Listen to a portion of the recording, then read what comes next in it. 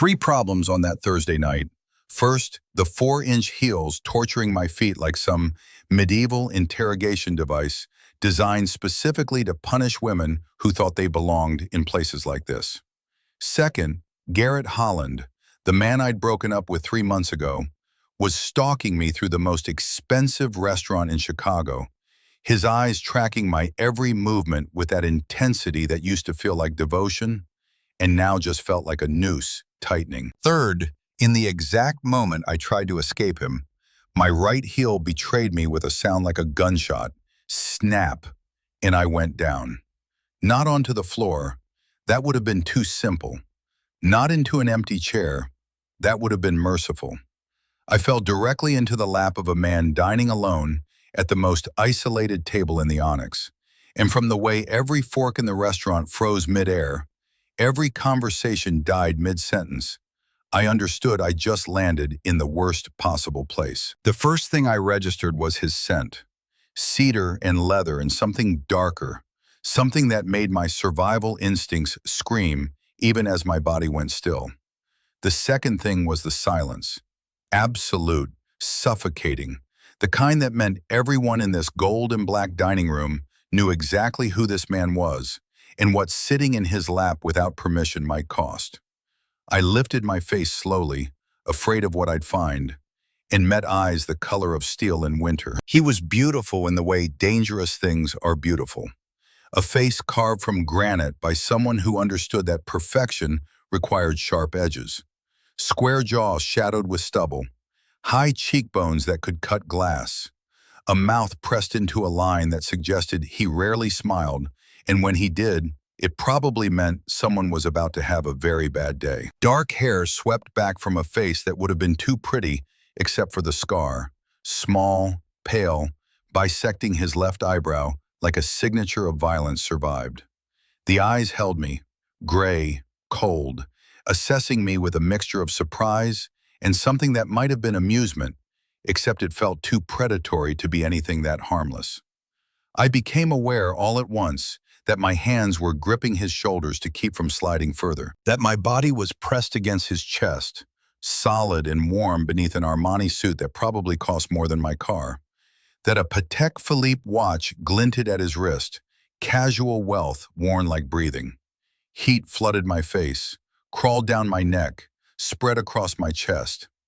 "I'm sorry," the words tumbled out, my voice pitched higher than normal, stranger than I'd ever heard it. "I slipped. It was an accident." "I can see that." His voice was deep, dangerous but not threatening yet. A refined accent I couldn't quite place, money and power wrapped in consonants. "Your heel broke." I tried to stand, dignity in shambles but at least attempting recovery, and the broken shoe made me stumble again. His hands went to my waist automatically, catching me, holding me steady with a grip that was firm without hurting. The touch sent electricity racing across my skin, made my breath catch in a way that had nothing to do with embarrassment. Easy, the word was quiet, meant only for me despite our very public audience. "You'll fall again." "My heel is completely destroyed." I was explaining the obvious, my brain apparently short-circuiting, unable to process the mortification of this situation. "I don't normally sit in strangers' laps. This isn't a habit, I swear." Something flickered in those gray eyes, definitely amusement now, small but devastating. "Good to know. It would be quite a concerning habit." "Ren," Garrett's voice cut through the moment like a blade, loud and sharp with an emotion that lived somewhere between shock and fury. He stood 10 feet away, his face flushed, his hands clenched at his sides. "What are you doing?" I turned my head to look at him, and the man whose lap I occupied went very, very still beneath me. "Are you running from him?" The question was casual, conversational, as if we were discussing the weather and not the fact that I was currently sprawled across a stranger in Chicago's most exclusive restaurant. The honesty came out before I could stop it, before I could calculate whether truth was wise. "He's my obsessive ex-boyfriend who won't accept that we broke up 3 months ago."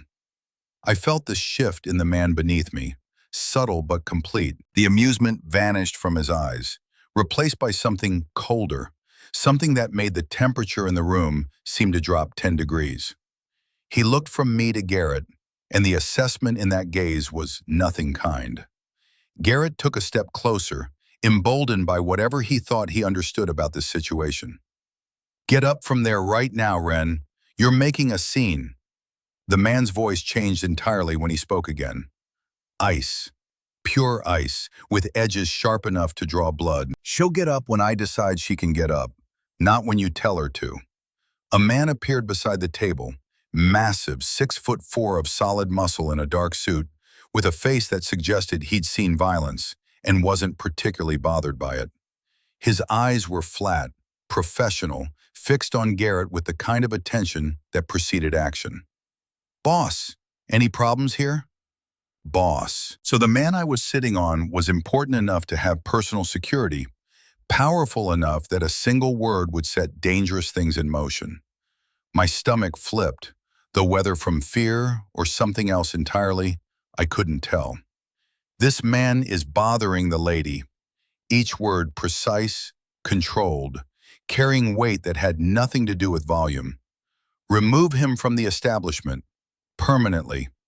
"I'm her boyfriend." Garrett's voice pitched higher, desperation creeping in as the security guard, this human wall of intimidation, took a step toward him. "Ex-boyfriend," I corrected too loudly, the word echoing through the silent restaurant. "Ex. I broke up with him 3 months ago and he refuses to accept it."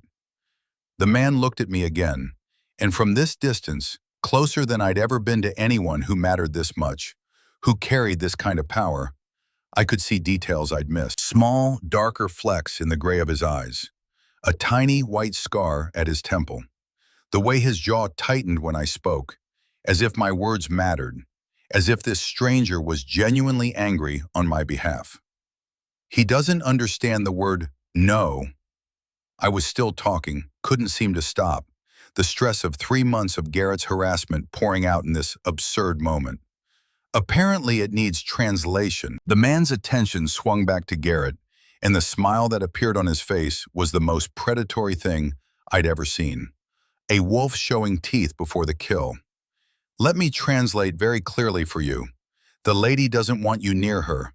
If I see you stalking her again, bothering her again, even thinking about her again, you'll discover that a broken heel is the absolute least of your problems. Do we understand each other?"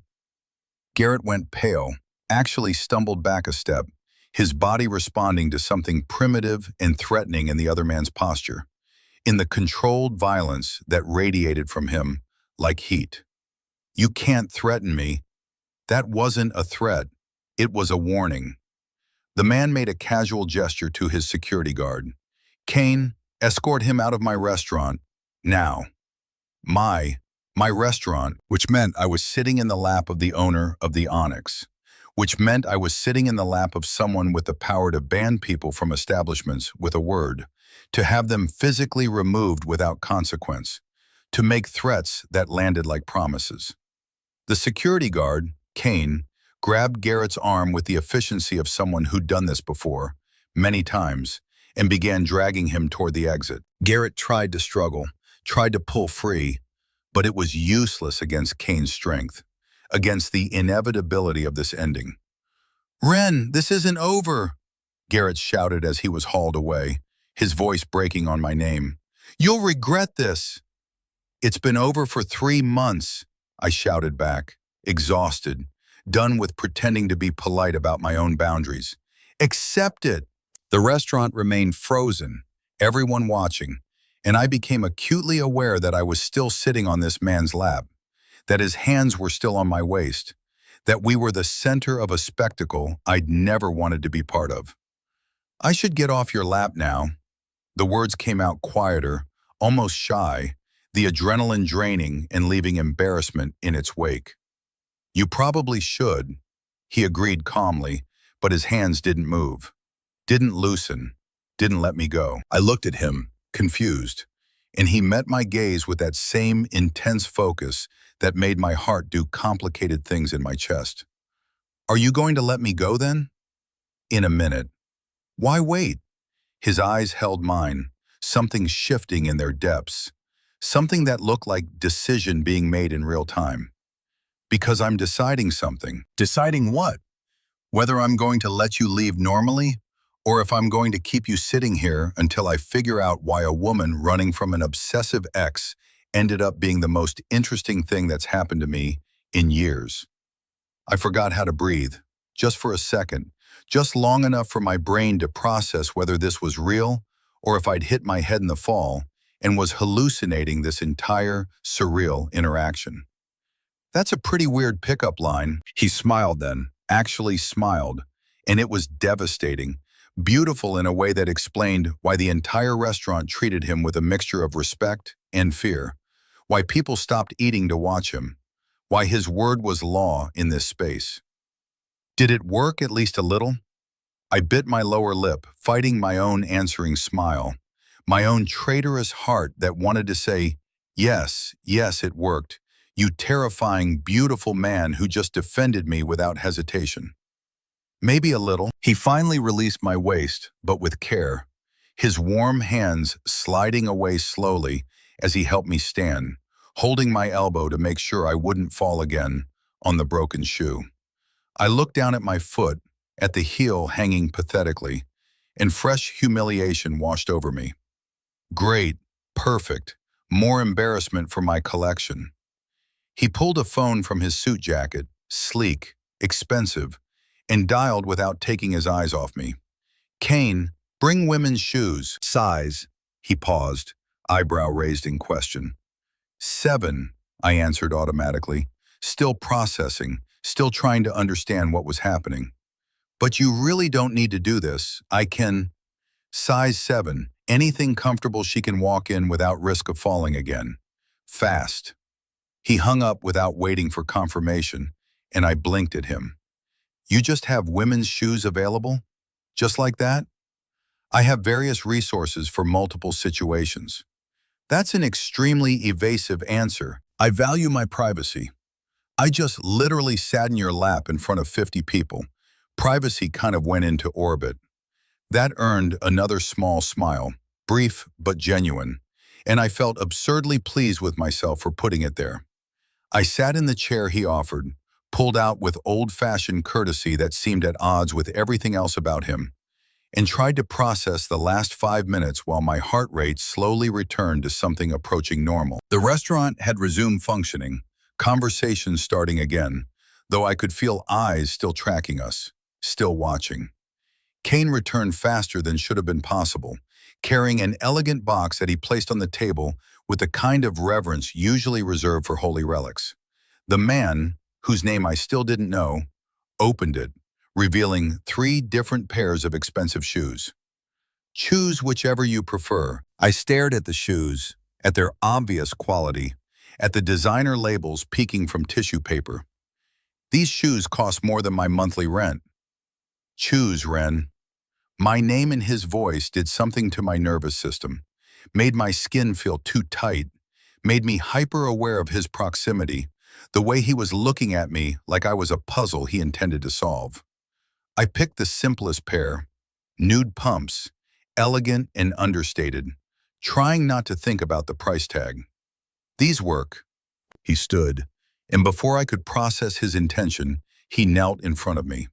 Right there in the restaurant, this man who clearly commanded everything and everyone in this space, getting on his knees to help me with my shoes, like some fairy tale prince, except princes didn't have scars on their eyebrows, or eyes that suggested they'd seen darkness and made it kneel instead. What are you doing? He took my foot with care, removing the broken heel with movements that were gentle, precise, completely at odds with the controlled violence I'd seen directed at Garrett. Helping you, obviously. I can do this myself. His fingers wrapped around my ankle, warm, strong, sending electricity up my leg that had nothing to do with the situation, and everything to do with the fact that I was apparently not immune to dangerous men with good hands. I know you can, but I'm going to do it anyway. I had no response to that, no way to process the strange intimacy of this moment, The way my heart was racing, the way he was looking at my foot like it mattered, like this small act of service meant something. He slipped the new shoe on, his fingers brushing my skin casually, sending shivers racing up my calf, my thigh, pooling somewhere low in my stomach that made me bite back a sound. "Does it fit well?" He looked up at me, and I was trapped, caught in gray eyes that held too much intelligence, too much focus, all of it directed at me like I was the only person in the world who mattered in this moment. "Fits perfectly," I managed, my voice barely working, my throat tight with an emotion I couldn't name.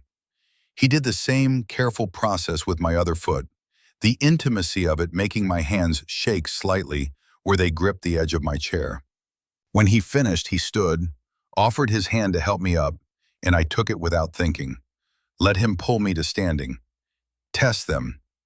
I walked a few experimental steps, the shoes fitting like they'd been made for me, which seemed impossible, but also seemed to be the theme of this entire surreal evening.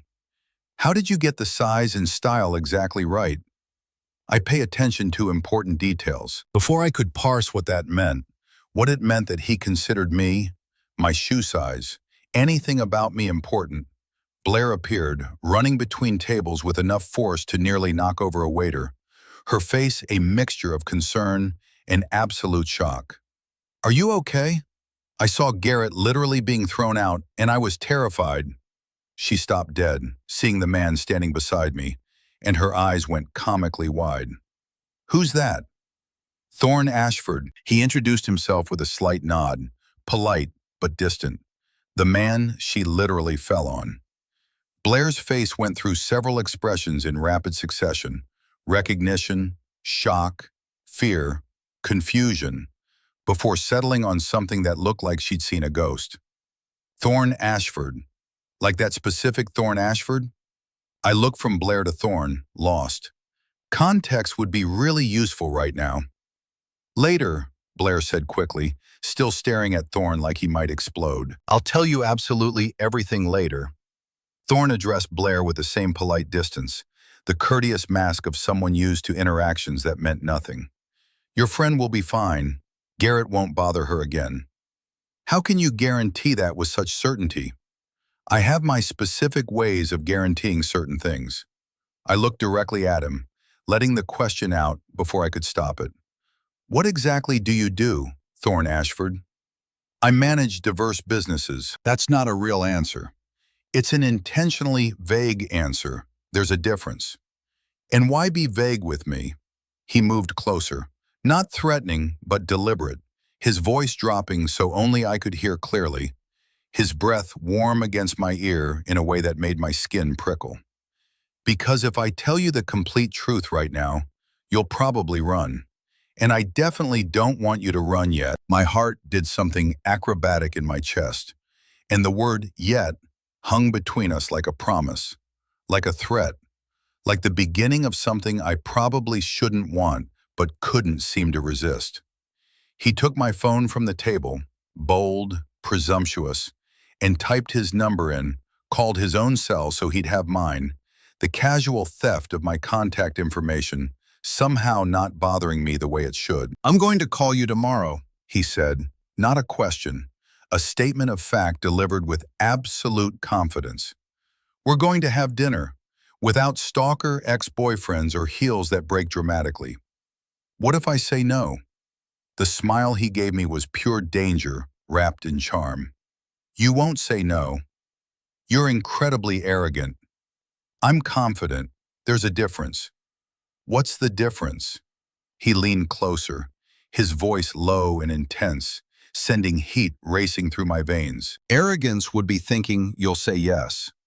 Confidence is knowing you want to say yes, even if you're fighting with yourself about it." I couldn't breathe, literally couldn't make my lungs work properly, couldn't do anything except stare at this man who'd appeared in my life via broken shoe and was now upending every rational thought I'd ever had. "That's a very well-crafted answer. I have several diverse skills." Blair pulled my arm insistently, breaking the spell, dragging me back to reality where men like Thorne Ashford existed in a different stratosphere than women like me. We really should leave now. I agreed, but my eyes stayed on Thorne, unable to look away, magnetized. Yeah, we should. Tomorrow, Ren. His voice followed me, a promise and a warning. Wait for my call. Okay, it was all I could manage, the only word my brain could form, before Blair practically dragged me out of the Onyx and into the cold Chicago night. In Blair's car, parked 3 blocks away, she turned to me with an expression so serious it stopped my heart. Okay, now tell me, who the hell is Thorne Ashford really? I shook my head, still processing, still feeling the ghost of his hands on my waist, his fingers on my ankle, his voice in my ear. I have no idea. Blair took a deep breath, her hands gripping the steering wheel until her knuckles went white. Ren, he's basically the crime boss who controls Northside Chicago. The world stopped. Actually stopped, time freezing while my brain tried to process words that didn't make sense, couldn't make sense. He's what? Legal business is the front, but everyone knows he controls territory, nightclubs, protection rackets, and probably dozens of illegal things. The Ashford family has run this part of the city since Prohibition, since the 1920s. Blair looked at me with something that might have been pity or concern or both. You literally fell into the lap of a crime boss, Ren. Like the crime boss. The one people don't cross if they value their lives. I processed the information slowly, fitting it into what I'd seen. The instant obedience, the fear in Garrett's eyes, the way Kane had appeared without question, the casual power that radiated from Thorne like heat from a fire, the warning he'd given Garrett that had landed like a promise of violence. I'm a completely normal architect. I can't get involved with organized crime. But you're going to answer when he calls tomorrow. Blair wasn't asking. She knew me too well, could read the truth in my face even as I tried to convince myself otherwise. I paused, thinking about gray eyes and dangerous smiles, and the way my heart had raced when he'd knelt to put shoes on my feet. Probably yes. Ren, I know. I ran my hands through my hair, frustration and fear and something else, something that felt dangerously like excitement, warring in my chest. I know it's insane, but he was irresistible, Blair supplied, shaking her head but smiling slightly. Dangerous and powerful, and he defended you without hesitation. And now you're thinking about those hands and that voice, and the way he looked at you like you were the only person in the room? Something like that, Blair sighed, started the car, pulled into Chicago traffic. You're playing with fire, you know that, right? Men like Thorne Ashford don't do normal relationships. They don't do safe. They burn everything they touch. I looked out the window as the Onyx disappeared behind us, my life already changing in ways I couldn't yet understand, couldn't yet name. Maybe I want to burn. The next day, I was in the middle of a particularly boring meeting about building codes when my phone buzzed for the third time in 5 minutes. The client droned on about ventilation requirements while I fought the urge to check who was calling. My entire body tensed with the irrational hope that it might be him. When the meeting finally ended 40 minutes later, I grabbed my phone with hands that trembled slightly from anticipation I refused to acknowledge. 3 missed calls, all from the same unknown number. As I stared at the screen, calculating whether to call back, it buzzed again in my hand. I answered before I could convince myself otherwise, my voice coming out more nervous than intended. Hello? Good afternoon, Ren Valentine. That voice, deep, controlled, doing things to my nervous system that should be illegal, traveled through the line directly to somewhere low in my stomach, making butterflies explode there. My heart rate spiked instantly. Thorne, hi. Were you expecting my call? There was amusement in his voice, like he could practically see me through the phone, could sense my racing pulse, my flushed cheeks, my complete inability to play it cool. Maybe I was waiting a little. You said you'd call, and from what little I learned about you yesterday, I imagine you're a man of your word. I always keep my promises. without exception. Something in the way he said it made my breathing hitch. Are you free tonight? Depends. I tried for casual, for unaffected, failed miserably. Are you finally going to tell me what you really do? Or are you going to continue with extremely vague and evasive answers? I heard what sounded like a low laugh from the other end of the line, rich and warm, making my skin tingle. If I promise absolute honesty, will you have dinner with me? I paused deliberately, making him wait, enjoying the small power of making a man like Thorne Ashford uncertain for even a second. Yes, I accept. I'll pick you up at 7 sharp. Wear something comfortable and casual, and no heels that break dramatically. I couldn't hold back the laugh that escaped. You're never going to forget that, are you? It was an absolutely memorable and unforgettable moment. I could hear the smile in his voice, could picture it on that dangerous face, all sharp edges and controlled power. See you later, Ren. He hung up before I could respond, and I stared at my phone for several seconds, processing the fact that I just accepted a date with someone Blair had described as a crime boss, someone who'd made Garrett flee in genuine terror, someone whose world was so far removed from mine, we might as well live on different planets. My life had officially become more interesting and possibly more dangerous than I'd ever imagined it could be. At 7 o'clock exactly, a firm knock sounded on my apartment door. I checked my appearance one last time.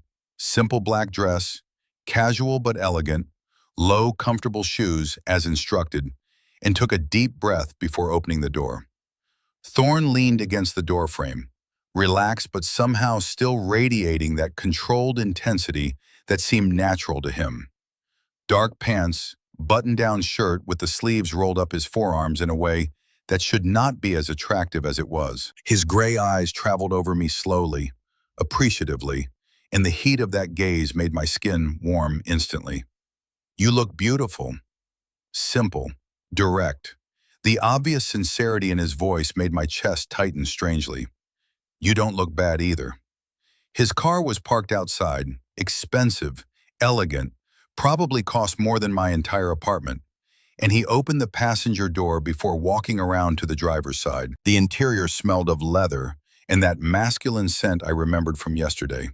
Cedar and something darker, something uniquely him. So, I began as he drove through Chicago streets with precise, confident movements. Are you finally going to tell me what you really do? Or are we still playing 20 evasive questions? He glanced briefly at me before returning his eyes to the road, a small smile appearing at the corner of his mouth. Straight to the point. I like that about you. I don't usually waste time with unnecessary beating around the bush. I manage territory throughout the city, control several legal businesses and some less legal ones. The words came out surprisingly direct, casual, like he was discussing the weather. Things you don't need to know all the details about yet, at least not today. I took a deep breath, deciding to match his honesty. Blair told me you're basically the crime boss who controls half of Chicago. He didn't seem surprised, didn't deny it, just nodded slightly. Blair isn't wrong in her assessment. The restaurant he took me to was completely different from the Onyx. A smaller, more intimate rooftop space with a view of the illuminated city, without all the heavy atmosphere of money and power that had dominated last night. Only a few tables scattered around, all with guaranteed privacy, and Thorne guided us to one in the corner that offered the best view. We ordered food, and when we were alone again, Thorne leaned forward, his eyes studying me with that intensity that made my heart race. Tell me about Garrett. How did you two break up exactly? The question caught me off guard, but the genuine curiosity on his face made me answer honestly. I finally realized he was controlling disguised as caring, jealous disguised as protective, and an emotional manipulator disguised as a nice, understanding guy. When I broke up with him, he didn't accept it at all and has been stalking me since then. Something darkened dangerously in his eyes. Are you afraid of him sometimes? Sometimes, yes, I admitted, fidgeting nervously with my napkin. He gets really intense, shows up in places he shouldn't be, sends dozens of messages, stands outside my building. He's never crossed the line into what would be clearly illegal, but it's scary anyway. Thorne's voice when he spoke held a dangerous promise that should frighten me, but strangely didn't. He won't bother you anymore. I've already made it extremely clear to him that if he comes near you again, he'll have very serious problems. I always keep my promises. That should probably scare me. But does it really scare you? I paused, thinking honestly about the answer. Not as much as it definitely should. The food arrived, and we talked about lighter things while we ate. My work designing office spaces, his admitted dislike of modern architecture's obsession with glass boxes, the way Chicago changed personality with the seasons. I discovered layers I hadn't expected, dry humor that matched my natural sarcasm, surprising knowledge about art and literature, genuine questions about my projects that showed real interest rather than polite conversation. When the main course was cleared and we waited for dessert, I asked the question that had been building since Blair's revelation. Blair mentioned your family has controlled Northside since Prohibition, since the 1920s. Thorne's expression shifted, something guarded sliding into place, though he didn't look away. My grandfather, Silas Ashford, built the foundation during the alcohol ban. Speakeasies, bootlegging, bribing the right cops and politicians. When Prohibition ended, he adapted. Gambling, clubs, protection services. He paused, took a drink of wine. My father, Victor, inherited in 1975, expanded into casinos, loan operations, money laundering through legitimate businesses. Built the empire bigger, meaner, bloodier. And you? I inherited 7 years ago when Victor had a heart attack at his desk. I was 28, unprepared, surrounded by men who'd been loyal to my father and weren't sure I deserved their respect. His jaw tightened. I had to prove I was strong enough, ruthless enough, smart enough to hold what was mine. Some of those lessons were difficult. I reached across the table, placed my hand over his, felt the way his fingers tensed beneath mine before slowly relaxing. Tell me about your father, about what made you who you are. The vulnerability that crossed his face was brief, but real, a crack in the armor he wore so easily. Victor Ashford believed power came from fear. When I was 13, he made me watch him execute a man who'd betrayed him, shot him in our basement while I stood there, unable to look away, unable to help, unable to do anything except learn that this was what our world required. My breath caught, stomach twisting. Thorne, he called it a lesson in loyalty, but what I learned was that power could turn anyone into a monster, that the man who gave me life had lost something essential in building his kingdom. Gray eyes met mine, honest and raw. I became boss because if I didn't, someone worse would take it, someone without any limits at all. At least I have rules. No children involved, no drugs near schools, no human trafficking. Victor didn't care about those lines. He'd cross anything for profit. I squeezed his hand, wanting him to know I heard him, understood what he was trying to say beneath the words. You're not your father. He looked at me with something like wonder. How did you know I needed to hear that? Because I see the pain in your eyes when you talk about him. Because you're trying to be different, even when everything in your world tells you there's only one way to survive. The conversation shifted then, turned to Blair's comment about someone named Cassandra, and I watched Thorne's expression close down even as he didn't avoid the subject. Blair mentioned you had someone before. Cassie. Her name came out careful, like something fragile he was afraid to break. Cassandra Monroe. She taught high school English, loved kids, believed in goodness even after I told her what I did, who I was. We dated for 2 years. I bought a ring, planned to propose on her birthday. What happened? Silas Kane, my biggest rival, the one who wants everything I have, planted a bomb in my car.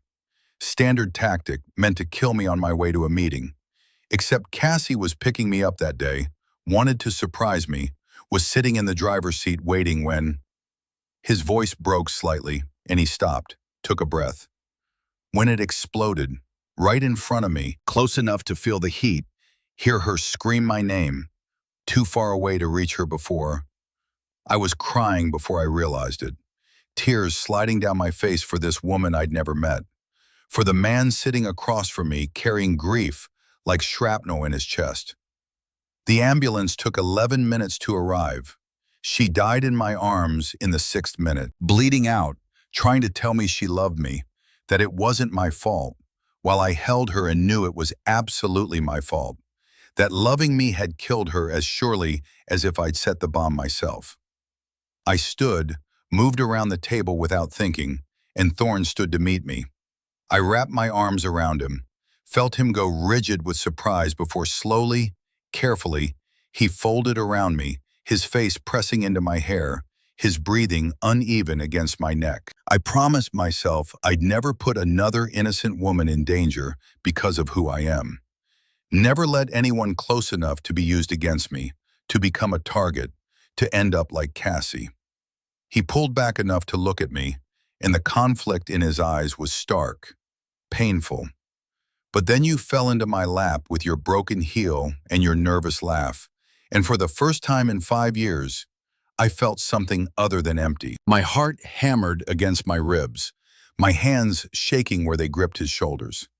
Why me? Why risk it? Because my heart died with Cassie. Just stopped feeling, stopped wanting, stopped caring about anything except maintaining control and protecting what's mine. But when you sat there looking at me with those green eyes, making jokes about your shoe like the world hadn't just tilted sideways, something woke up. Something I thought was gone forever. The kiss happened without decision, without planning, just gravity pulling us together.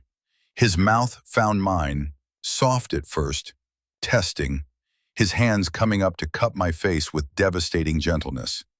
I opened to him, tasted wine and something darker, something uniquely Thorne, and the world narrowed to just this: his lips, his hands, the solid warmth of his body against mine. When we separated, both breathless, foreheads pressed together, hearts racing in synchronization, he whispered against my mouth, "Stay with me tonight, not for, just stay.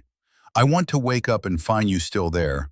Know this isn't another dream where I lose someone I'm starting to care about." Every rational voice in my head screamed warnings I couldn't hear over the sound of my heart saying, yes, yes to this dangerous man who'd defended me without question, who'd knelt to put shoes on my feet, who looked at me like I might be worth the risk of feeling again. Okay, I'll stay. 3 weeks blurred together in a haze of dinners and conversations that stretched into dawn, of learning the geography of Thorne's body in the dark hours when he finally let down every wall, of discovering that falling for someone could feel like flying and drowning simultaneously. The first time Garrett texted after that night at the Onyx, I was at work reviewing blueprints for a commercial renovation. The message was simple, direct, designed to burrow under my skin. You think Ashford will protect you? He destroys everything he touches. Ask Cassandra. I called Thorne immediately, hands shaking. He texted again. The silence on the other end of the line was dangerous, the kind that preceded storms. Forward it to me. I'll handle it. Thorne, how does he know about Cassie? How does he know enough to? Someone told him. Someone who wants to scare you away from me. His voice gentled slightly. Are you at the office? Yes. Axel will be there in 10 minutes. Don't leave the building until he arrives. I can't live like this, with bodyguards and... You can live like this, or you can live looking over your shoulder, waiting for Garrett to escalate. The words were harsh but honest, cutting through my protest. I lost Cassie because I wasn't careful enough. I won't lose you. Axel arrived in 8 minutes, stationed himself in the lobby with the kind of visible presence that said he was there specifically to watch, to protect, to prevent problems before they started. I hated it and was grateful for it in equal measure, resented the necessity and understood it completely. The second incident came a week later, a bouquet of dead black roses delivered to my office with a card that read, "Flowers for your funeral. Soon." Thorne arrived within 20 minutes, Axel and two other men flanking him, his face a mask of controlled fury that made my coworkers scatter to their desks without being asked. "Pack your essentials. You're moving into the penthouse tonight." "Thorne, I can't just—" "You can." Not a request. A statement of fact delivered with absolute authority. Garrett is escalating. These aren't empty threats anymore. He's building towards something. And I won't have you vulnerable when he makes his move. I wanted to argue, to insist on my independence, to push back against the way he was making decisions about my life without asking. But the fear in his eyes, genuine, raw, the kind that came from having watched someone die because he hadn't been vigilant enough, stopped the words in my throat. 1 week, trial period. If I feel like I'm losing myself, we renegotiate. Something that might have been relief crossed his face. Deal. The penthouse was everything I expected and nothing I was prepared for. Floor-to-ceiling windows overlooking Lake Michigan, modern furnishings in blacks and grays, the kind of space that belonged in architectural magazines. But what struck me most was the emptiness. No photos, no personal touches, nothing that suggested anyone actually lived here rather than just existing between business obligations. "It's beautiful." Thorne set my bags down in what was clearly a guest room, though he didn't comment on the sleeping arrangements, didn't push for assumptions. "It's functional. I don't spend much time here beyond sleeping." "Where do you spend your time?" "Working, making sure everyone who depends on me stays safe, stays paid, stays alive in a world that would happily tear them apart if I showed weakness for even a day." I crossed to him, placed my hand against his chest, felt his heart beating fast beneath the expensive fabric of his shirt. "Who takes care of you, Thorne? In all this taking care of everyone else, who makes sure you're okay?" His hand covered mine, pressed it harder against his chest like he needed the contact, needed proof that I was real in choosing to be here. No one has in a very long time. I learned not to need it. "Maybe you could learn to need it again." He kissed me then, deep and thorough, a claiming that felt like a promise and a plea simultaneously.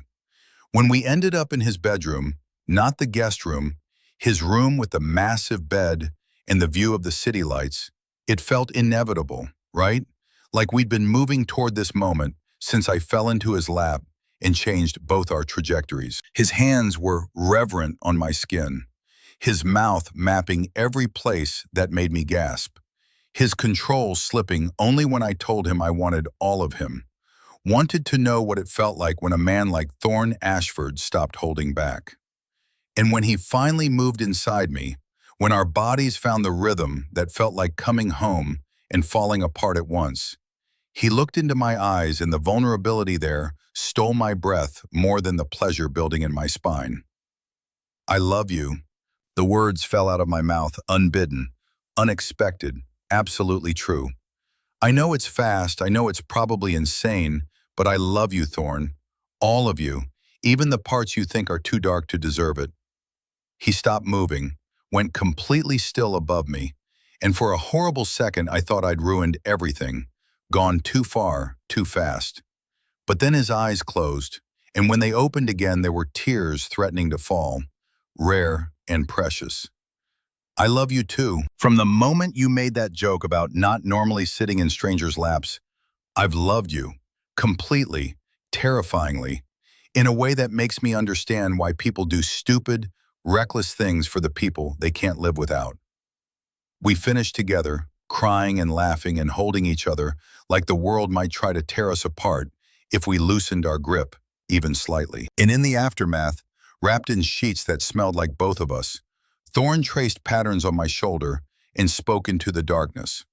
"Move in with me, officially. Not because of Garrett, not because I'm protecting you, but because I want to fall asleep with you every night and wake up knowing you're here, that I didn't dream you into existence." Yes, simple, direct. the only answer that made sense. The charity gala at the Art Institute happened 3 weeks after I officially moved into the penthouse. 3 weeks of learning what it meant to be Thorne Ashford's girlfriend in a world where appearances mattered and whispers followed us everywhere. He'd bought me a dress for the occasion, red, elegant, beautiful in a way that made me feel like someone else entirely when I looked in the mirror. Red is my favorite color now. Thorne appeared behind me in the reflection, his hands sliding around my waist, his mouth finding the curve of my neck. On you, it's not a color, it's a weapon. The gala was everything I expected. Chicago's elite pretending poverty didn't exist, while drinking champagne that cost more than most people made in a week, all while congratulating themselves on their charitable contributions. Thorne introduced me as his girlfriend, the first time he'd publicly claimed anyone since Cassie, and I felt the weight of curious stares, heard the whispered speculation about who I was and what I'd done to capture the attention of a man everyone knew, but no one really understood. She appeared halfway through the evening, tall, elegant, wrapped in black silk that highlighted curves designed to catch male attention. Red hair cascaded down her back. Green eyes assessed me with the kind of calculation that preceded attack. "Thorne, darling, it's been too long." She kissed his cheek with practiced familiarity, her hand lingering on his arm in a way that spoke of intimacy, of history, of claims she still thought she had rights to. Thorne stepped back, his hand finding mine, threading our fingers together. Scarlet. One word. Cold. Dismissive. Making it clear her welcome had expired years ago. Her gaze slid to me, eyes traveling up and down in assessment that found me lacking. "And this is Ren Valentine, my girlfriend." The possessiveness in his voice made my stomach flip. "Ren, this is Scarlett Devereaux, an old acquaintance." The pause before acquaintance spoke volumes, and Scarlett's smile turned sharp. "Girlfriend, how sweet. You always did have a type, didn't you? Brunettes who think they can handle your world when they barely understand their own." I opened my mouth to respond, but Thorne beat me to it, his voice cutting with surgical precision. "Ren is the woman I love. You were convenient when I needed to feel nothing. There's a significant difference. I suggest you learn it quickly." Scarlett's face went pale, genuine hurt flashing across her features before anger replaced it. "You're going to regret this, Thorne. She's too soft for what's coming, too naive to survive the enemies you've made. When Cain comes for her, and he will come for her, you'll understand why men like you don't get happy endings." She turned and walked away, heels clicking against marble, leaving tension thick enough to choke on. I waited until we were alone, tucked into a private alcove away from the crowd, before asking the question burning in my throat. "How long were you two?" "5 years. On and off, mostly physical, never emotional." She wanted more. I couldn't give it. We both pretended that was enough. His thumb stroked across my knuckles, grounding and reassuring. "I ended it completely before I ever called you for that first dinner. Whatever she thinks she has claim to doesn't exist anymore." She mentioned Cain, said he'd come for me. Something dark crossed Thorne's face, dangerous and promising violence. "Cain has been trying to take Northside from my family for 30 years. He killed Cassie to destroy me emotionally, to make me weak. If he knows about you, if he thinks you matter to me, then I'm a target." I finished the thought he didn't want to voice, just like Cassie was. "I won't let what happened to her happen to you. I'll burn the entire city down before I let Cain touch you." I believed him. That was the terrifying part. I believed every word, believed he'd commit any atrocity, cross any line, become the monster his father was if it meant keeping me safe. And instead of running from that certainty, I moved closer, wrapped myself around him, chose the danger because the alternative was losing him. "I'm not going anywhere, Thorne. Whatever comes, we face it together." His kiss tasted like promise in possession, like a man claiming what was his while silently begging it not to be taken away. We didn't stay much longer at the gala. Thorne drove us home with one hand on the wheel and one hand gripping mine like a lifeline. And the moment we crossed the threshold of the penthouse, desperation overtook us both. Clothes fell in a trail to the bedroom, hands relearning familiar geography with new urgency, mouths speaking devotion in the language of gasps and moans. "You're mine." He growled it against my throat, my collarbone, the space between my breasts. "Say it. Tell me you're mine." "Yours. Only yours, Thorne. Always yours." When he finally pushed inside me, when we moved together with a kind of synchronization that came from bodies learning to speak the same language, I felt the fracture lines in my chest where he'd carved out space, where loving him had reshaped everything I thought I knew about safety and risk. Afterward, heart still racing, skin damp with exertion, he held me with the kind of desperation that spoke of fear beneath the confidence. "I can't lose you. It would destroy what's left of me, turn me into something worse than Victor ever was. You're the only thing keeping me human, keeping me from becoming the monster everyone expects." I kissed him, soft and slow, trying to pour reassurance into the contact. "Then we make sure we don't lose each other, whatever that takes." Garrett escalated 2 days later. I was working late at the office trying to finish renderings for a client presentation when he appeared in the doorway of my workspace. The building was mostly empty, my coworkers gone for the day, and I'd sent Axel down to the lobby because I was tired of feeling like a prisoner in my own professional life. Mistake. Such a massive, stupid mistake. "Ren." His voice was different, rough, desperate, touched with something that sounded like madness. "We need to talk." I hit the panic button under my desk, the silent alarm that would bring Axel running, and stood slowly, keeping the desk between us. "Garrett, you're not supposed to be here. Thorne warned you." "Thorne Ashford is a murderer. He killed Cassandra when she found out about his human trafficking operation, was going to the FBI, and he silenced her." The words came out in a rush, rehearsed like he'd been practicing. "I'm trying to save you from the same fate. Can't you see that? I love you, Ren. I've always loved you, and I'm not letting him destroy you like he destroyed her." The door burst open, and Axel filled the frame, gun drawn, face absolutely cold. "Step away from her. Now." Garrett pulled a knife from his jacket. Not large, just a kitchen knife, but deadly enough in close quarters, and lunged toward me. Training kicked in.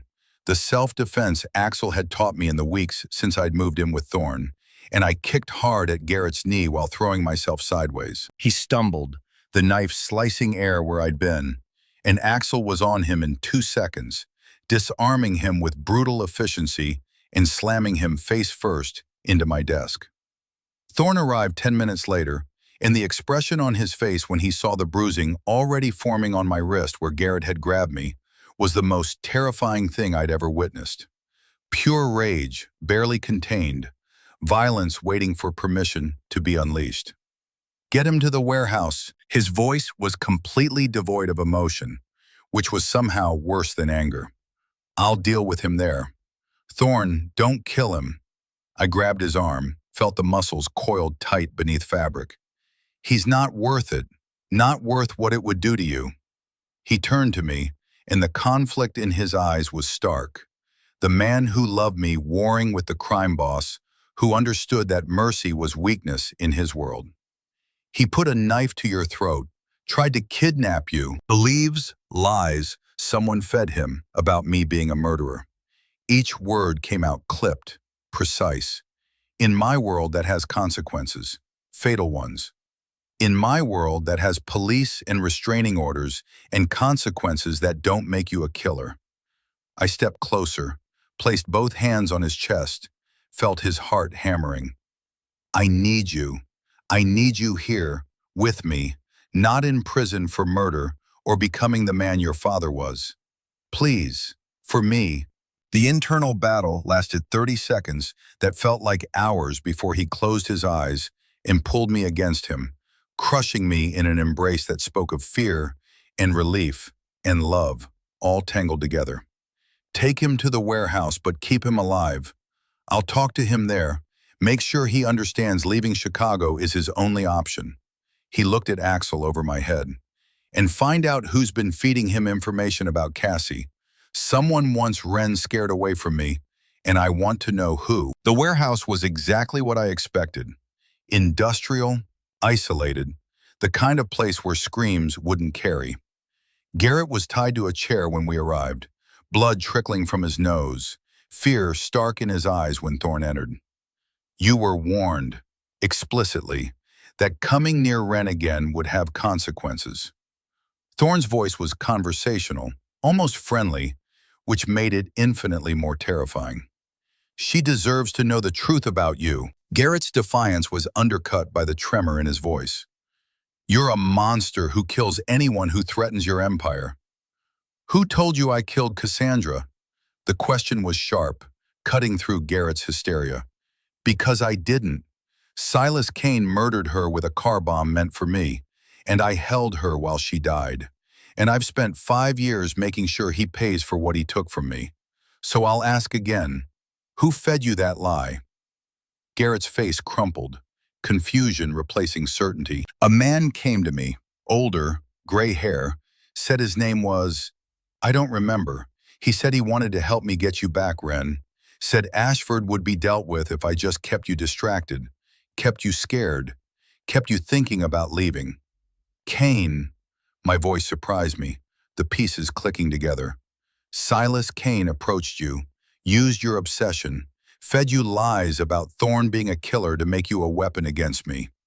Understanding dawned on Garrett's face, followed immediately by horror. "I didn't know. I swear I didn't know I was being used. I just wanted you back, wanted things to go back to how they were." "They'll never go back." I moved closer, needing him to hear this, to finally understand. "I don't love you. I probably never did, not really. What we had was control and manipulation disguised as romance, and I'm done pretending otherwise. You need to leave Chicago, leave me alone, and build a life that doesn't involve obsessing over someone who doesn't want you." Thorne presented him with 2 options. Take $10,000 and disappear to Seattle or Portland, or anywhere far enough that Chicago became a memory, or stay and face consequences from both Thorne and Kane for failing the mission he'd been given. Garrett chose survival, chose distance, chose to finally accept that the story he'd built in his head about us had never been real. Axel drove him to O'Hare Airport that night, put him on a red-eye to Seattle, and confirmed via GPS tracking that he actually left. One threat neutralized, but the bigger one, Kane, the man who'd killed Cassie and was now circling me like a predator, remained. 2 weeks of relative peace followed Garrett's departure. 2 weeks where I almost convinced myself the danger had passed, that Kane would find easier targets than a woman who meant something to Thorne Ashford. I should have known better. Predators don't abandon prey just because the hunting gets complicated. The call came on a Wednesday night while Thorne was in Indiana meeting with associates. A 4-hour drive that left me at the penthouse with Axel stationed outside and instructions not to leave for any reason. The voice on the other end was professional, clinical, designed to bypass suspicion. "Ms. Valentine, this is Dr. Mitchell from Northwestern Hospital. Your mother had a heart attack. She's in emergency surgery now. You need to come immediately." My world tilted sideways, terror flooding every nerve. "My mother, I'm coming right now." I hung up, grabbed my coat, my hands shaking so badly I could barely dial my father's number. It went to voicemail. He always turned his phone off at 9, creature of habit even in crisis. The panic was a living thing in my chest, clawing up my throat, demanding action. "Axel, we have to go." "It's my mom. She's at Northwestern. Heart attack." His face tightened with conflict, duty warring with compassion. "Boss said no leaving the penthouse while he's out of the city, not for any reason." "That's my mother!" The scream tore out of me, raw and desperate. "I don't care what Thorne said. I'm going to the hospital. You can come with me or stay here, but I'm leaving in 30 seconds. Axel pulled out his phone, Tried calling Thorne, got no answer. The meeting was in a secure location, phones off, completely unreachable. I watched the calculation cross his face, saw the moment he decided protecting me meant protecting all of me, including the parts that couldn't survive losing a parent. I'm calling 2 escort vehicles. We don't move until they're in position. 10 minutes later, we were in formation. 1 SUV ahead, Axel and me in the middle, 1 SUV behind. The route to Northwestern took us through mostly empty streets, the city quiet at this hour. We made it to the intersection of Diversey and Clark before everything went to hell. The light turned red. We stopped. The SUV behind us exploded. Not a massive detonation, controlled, precise, just enough to disable the vehicle and create chaos. 2 black vans appeared from side streets, blocking our escape, and men poured out with military efficiency. 8 of them, all armed, moving with coordination that spoke of training and planning. Axel was already shouting, "Down! Get on the floor now!" I dropped below the seat line as gunfire erupted. Axel returning shots through the window while simultaneously trying to reverse, to escape, to do anything except sit trapped in the kill box they'd created. The front SUV tried to turn around but caught a hail of bullets that shredded its tires, sent it careening into a lamppost. "Ren, stay down!" Axel's voice was desperate, commanding, the last thing I heard clearly before something hit our vehicle hard enough to throw me against the door. Hands grabbed me, rough, professional, dragging me from the car while I screamed and fought and understood with horrible clarity that this was always the plan, that my mother was fine, that Northwestern had never called, that I'd walked straight into the trap Kane had set. Axel was out of the car somehow, bleeding from his shoulder but still fighting, still trying to reach me. He took down 2 of Kane's men before a third shot him in the leg, and he went down hard, his head cracking against pavement. "Axel!" My scream was cut off by a hood being pulled over my head, rough fabric blocking sight and most sound. My hands were zip-tied behind my back, plastic cutting into skin, and I was hauled into one of the vans, thrown onto a metal floor that smelled like oil and rust in fear. A voice spoke, male, older, accent that suggested East Coast education and old money corruption. "Don't worry, sweetheart, you're just insurance. Behave and you might even survive this." The van moved, and through my terror I tried to focus, to remember Axel's training about staying calm under pressure, about observing details that might help later. We drove for maybe 20 minutes, made several turns that felt deliberately disorienting, finally stopped somewhere that smelled like water and decay. Navy Pier Warehouse District, my brain supplied uselessly. One of the abandoned buildings Kane probably controlled. They hauled me out, walked me through echoing space, sat me in a chair and zip-tied my ankles to its legs. When they finally removed the hood, I blinked against dim light and took in my surroundings. Old industrial warehouse, concrete floors stained with substances I didn't want to identify, high ceilings that swallowed sound. 2 men guarded me. The first was older, maybe 40, with a scar running down his left cheek and eyes that had seen too much violence to be shocked by more. The second was younger, early 20s, nervous energy radiating from him in waves. "Angelo," the older one spoke into his phone. "We have her, waiting on boss's instructions. Yeah, she's alive. For now." The younger one, I heard Angelo call him Luca, kept looking at his phone, at the door, at me with expression that might have been guilt or fear or both. "Castellano's going to kill us, you know that, right? When he finds out we took her, we're dead men." Angelo laughed, but it sounded hollow. "Kane's paying us enough to disappear after this. New identities, new lives far from Chicago. By the time Ashford figures out where we went, we'll be ghosts." "You really believe that? That Kane won't just kill us to tie up loose ends?" "Shut up and watch the girl." I tested the zip ties, found them tight but not impossible. If I could get them to loosen their attention, if I could create an opening. Axel's voice echoed in my memory from training sessions I thought were paranoid overkill. If you're ever taken, your job isn't to wait for rescue. Your job is to survive and create opportunities. You know Thorn didn't kill Cassandra, right? My voice surprised them both, made Luca jump slightly. Angelo sneered. Kane told us different, said Ashford murdered her when she found out about his trafficking operation, was going to turn evidence to the FBI. Kane lied. I kept my voice steady, reasonable, needing them to hear truth beneath their certainty. Cassandra died because Kane planted a bomb meant for Thorn. She was an innocent teacher who loved a man in a dangerous world, and Kane murdered her to destroy Thorn emotionally. I've lived with Thorn for 2 months. I've seen him turn down cocaine deals near schools, donate hundreds of thousands to anti-trafficking organizations. The man you think you're working for is the real monster. Luca's face showed doubt creeping in, uncertainty replacing conviction. If that's true, why would Kane lie to us? Because he needs you to believe Thorn is worse than he is. Needs you to justify betraying Chicago's most powerful crime boss for 30 pieces of silver that'll get you killed the moment you're no longer useful. Angelo moved toward me, hand raised to strike, but Luca stepped between us. Don't. Kane said, no marks, nothing that damages her before Ashford sees what we've done. The door exploded inward with enough force to tear it from hinges.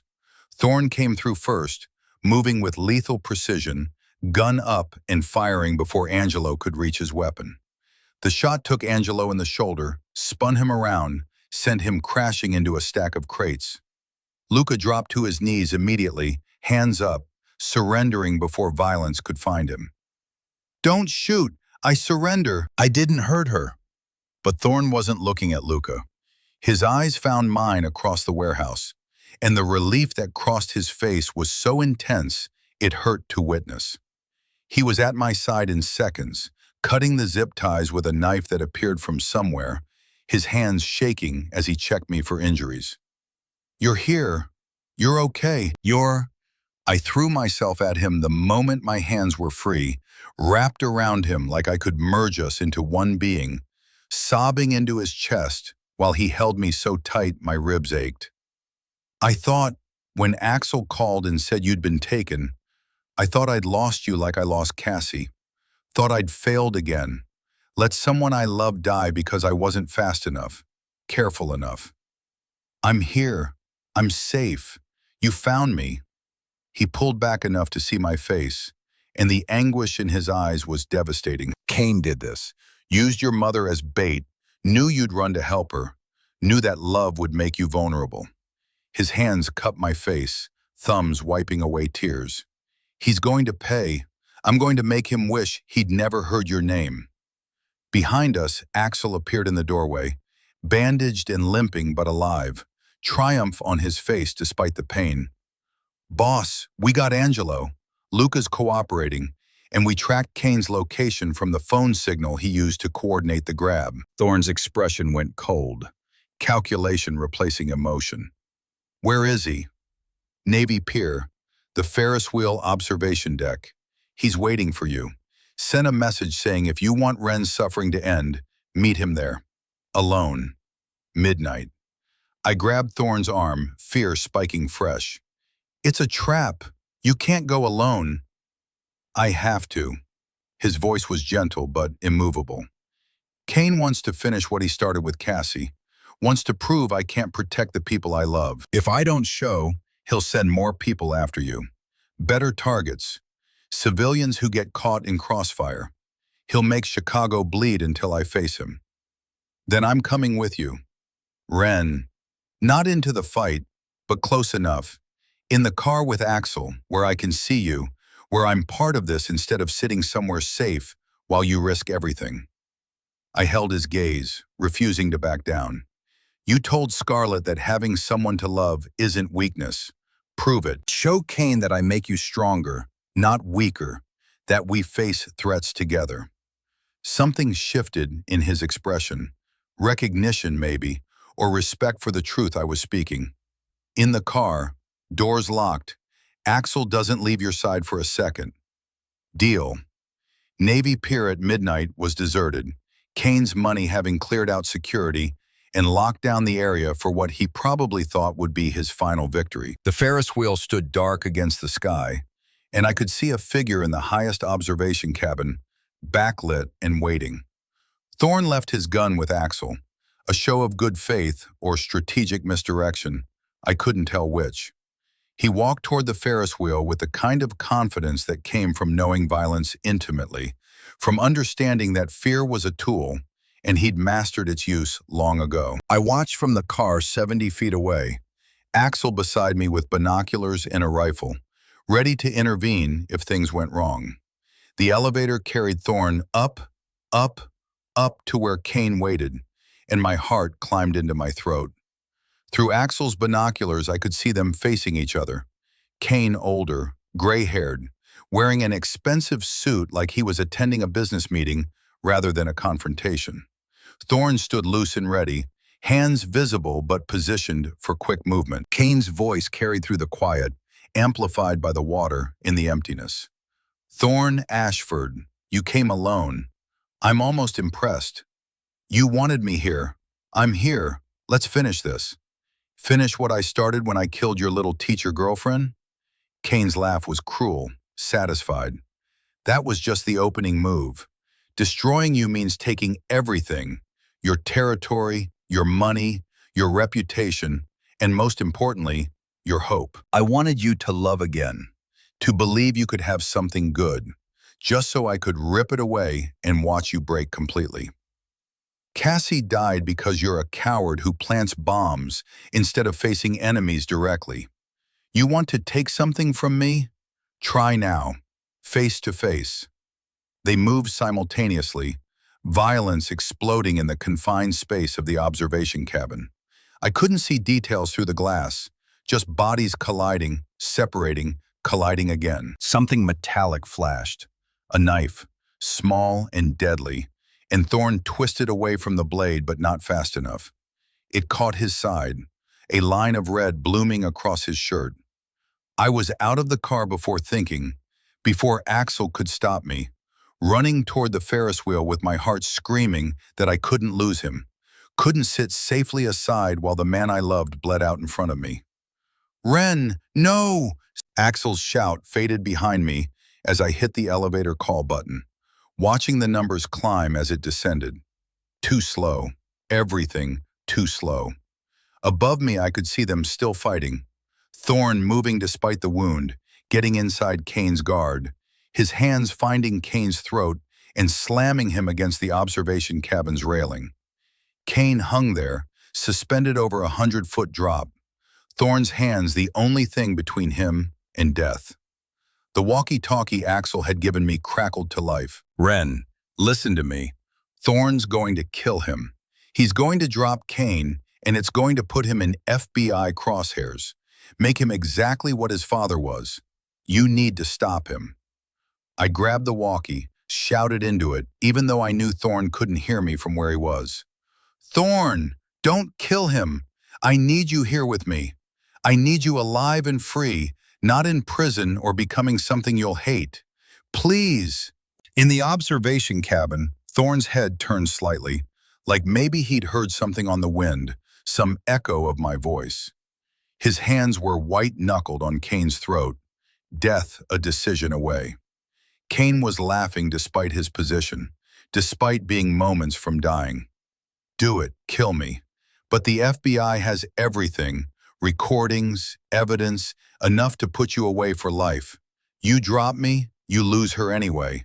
She'll be alone, vulnerable, easy prey for whoever takes your territory. Just like Cassie, history repeating because you can't control yourself." The choice played across Thorne's face. Vengeance or freedom, justice or survival. The man he was raised to be or the man he was trying to become. He pulled Kane back from the edge, slammed him face first into the cabin floor, and I heard the satisfying crack of a nose breaking even from my distance. Kane went limp, unconscious, bleeding, but alive. Thorne zip-tied him, then pulled out his phone, made a call I couldn't hear but could guess the content of, FBI, anonymous tip, location of Silas Kane with evidence of his crimes in his possession. By the time I reached the top of the Ferris wheel, Thorne was slumped against the cabin wall, holding his side where blood seeped through his shirt, his face pale from blood loss and adrenaline crash.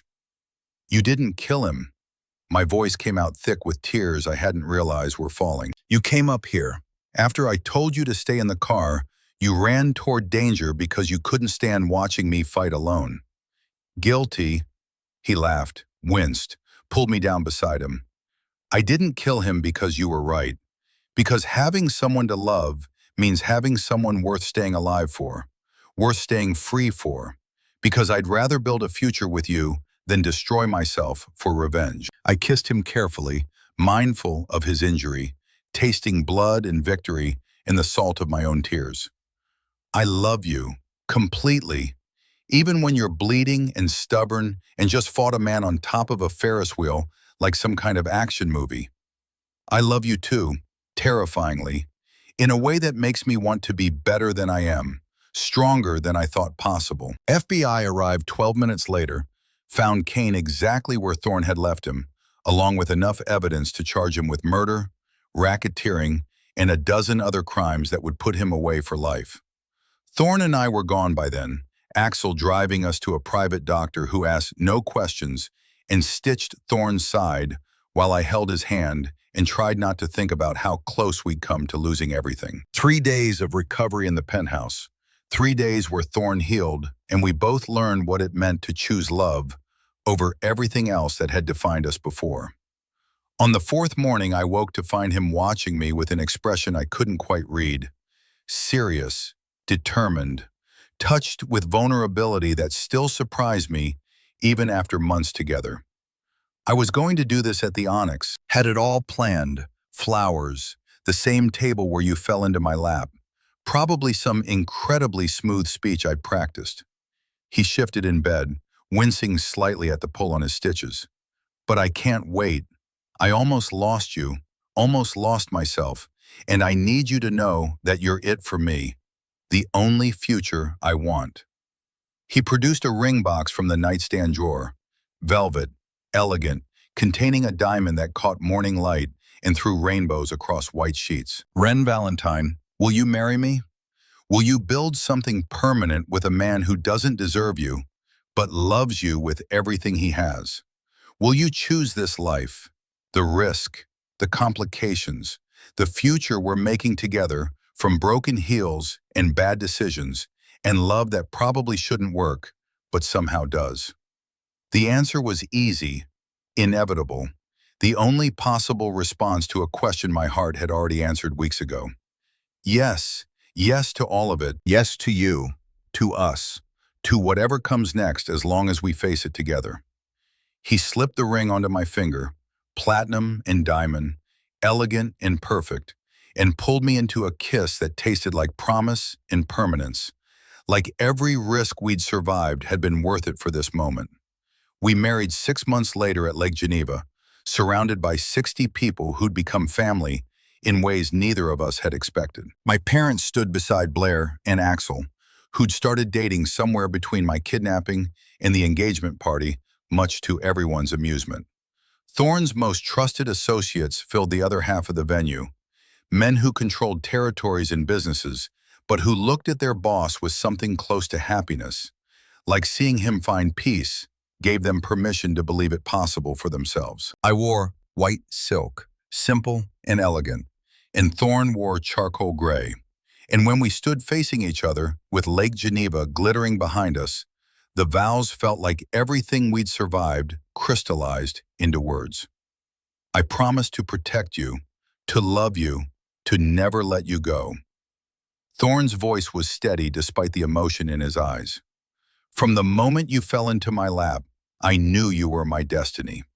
The best accident of my life turning into the most deliberate choice I've ever made. My turn, my vows, my truth spoken in front of everyone who mattered. I promise to stand with you, to accept every part of you, to love you not despite who you are, but because of who we become together. You're my home, Thorne, my safety in chaos, the man who caught me when I fell and then chose to keep falling with me. The kiss sealed it. Husband and wife, partners in everything, choosing each other publicly and permanently with witnesses to hold us accountable to the promises we'd made. The reception blurred into dancing and laughter and speeches that ranged from heartfelt to hilarious. But the moment that mattered most came later, alone in our hotel room, overlooking moonlight on water, when Thorne pulled me close and whispered against my hair, "Thank you for not running, for seeing past what I am to who I'm trying to be, for making me believe that men like me can have happy endings after all." I turned in his arms, looked up at the face I'd learned to love in all its complexity, the sharp edges in the soft vulnerability, the dangerous power in the gentle care. "Thank you for catching me when I fell, for defending me, for choosing love over vengeance, even when everything in your world told you that was weakness. For being brave enough to believe we could build something real." We made love slowly that night, a claiming and a celebration, consummating vows spoken in daylight with bodies that had learned each other's language. And when we finally slept tangled together, I dreamed of the future we'd create, messy and complicated and absolutely, perfectly ours. 3 years later, I stood in the onyx holding Thorne's hand, my other hand resting on my stomach where our daughter was growing, 20 weeks along and already making her presence known through constant movement. We'd come back to the restaurant where everything started, to the table where a broken heel had changed both our lives irrevocably. Thorne pulled out my chair, the same chair I'd stumbled toward that first night, and this time when I sat, it was deliberate, chosen, the opposite of an accident. He took his own seat across from me, exactly where he'd been sitting when I'd fallen into his world. 3 years. His voice was quiet, reflective, touched with wonder. 3 years since you crashed into my life and turned everything upside down. Best crash landing in history. Best accident of my life. He reached across the table, threaded his fingers through mine. Except it's not an accident anymore, is it? It's a choice we keep making. Every day, every moment, choosing each other even when it's complicated. Especially when it's complicated. I squeezed his hand, felt the familiar rush of love that still surprised me with its intensity. Speaking of choices, I've been thinking about names. If it's a girl, tell me. Cassandra, Cassie for short. I watched his face carefully, saw the emotion flood his features. After the woman who taught you how to love before me, after the person whose memory helped you find your way back to believing in good things, she matters, Thorne. She'll always matter. His eyes went bright, tears threatening but not quite falling. You'd really do that? Name our daughter after someone who loved you when you thought you were unlovable. After the person whose death almost destroyed you, but whose memory helped you choose life instead of vengeance when it mattered most. Yes, I'd be honored. He stood, came around the table, and kissed me there in the restaurant where our story began, where broken heels and chance encounters had led to everything we'd built together. Around us, the onyx hummed with dinner service, but we existed in our own bubble, suspended in a moment that felt like completion. I love you, Ren Ashford. My married name in his voice still sent shivers down my spine. I love you for seeing past what I was to who I could become, for falling into my lap and choosing to stay, for giving me a future I didn't know how to dream about. I love you too, for catching me, for keeping me, for being brave enough to choose love even when fear told you it was dangerous, for building this life with me, brick by brick, choice by choice. We sat back down, ordered dinner, talked about nursery colors and baby furniture, and all the mundane, beautiful details of the life we were creating. And when I looked across the table at the man who'd once seemed impossibly dangerous, impossibly complicated, I saw only my husband, my partner, the father of my unborn child. 3 years from falling into his lap to building a family. 3 years from broken heels to wedding rings. 3 years from accident to destiny. From fear to freedom. From falling alone to coming home together. Some people spend lifetimes searching for the moment that changes everything. I found mine in a stumble, in a broken shoe, in the gray eyes of a man who caught me when I fell and then refused to let me go. They say you can't build forever on accidents and broken things. But we did. We took a moment of chaos and turned it into something deliberate, something chosen, something absolutely worth every risk we'd survive to protect. The best accidents aren't mistakes at all. They're destiny disguised as chance, love disguised as danger, forever disguised as a single moment when everything changes. And mine began the night I fell into Thorne Ashford's lap and discovered that sometimes the most dangerous choice is the one that saves you.